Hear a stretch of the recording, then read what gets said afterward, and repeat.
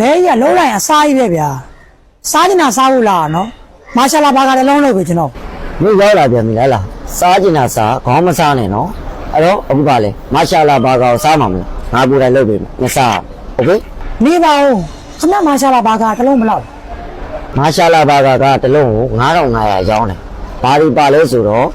စက်သားကိုညာလုံးပေါင်းနှက်ထားတဲ့ပြားရည်နဲ့နှက်ထားတဲ့စက်သားကိုအဲ့တော့ပြားရည်နဲ့ကြက်ကင်ပါမယ်ပြီးရင်ကျုပ်ပြုတ်ပြီးပါကျုပ်ပြုတ်ကိုတစ်လုံးလုံးထည့်ပေးတာနော်ဒီလိုတစ်လုံးလုံးထည့်ပေးတာโอเคနော်ပြီးရင်ဘာပါမလဲ cheese special cheese ပါမယ်โอเคနော်လုံးဝ sauce အစုံနဲ့ share လုပ်ပေးပါโอเค ကျွန်တော်တွားကြရရှိရဘယ်နှမိနစ်ကြာမလဲ ဒါမေးတာမမေးလိုက်တာလေဟဲ့လားအဲ့ဒါမေးတာလေ ကြောက်ပါတယ်ကိုရဲ့မလောက်ပါနဲ့ရပြီကျွန်တော်ယူလိုက်တော့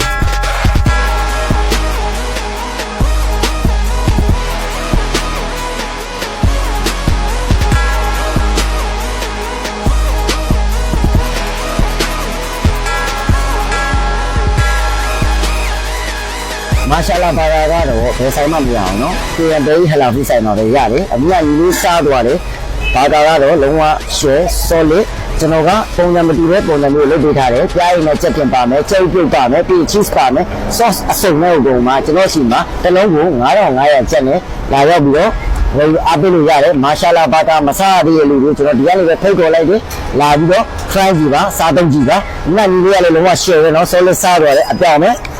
ဆိုင်လေးစားလေးကတော့တရားတလန်လမ်းတွေလေးမင်္ဂလာတောင်ညွန့်မြို့နယ်မှာတည်ရှိတယ်ဗီဒီယိုကြည့်ရှုကြလို့ကျေးဇူးတင်ပါတယ်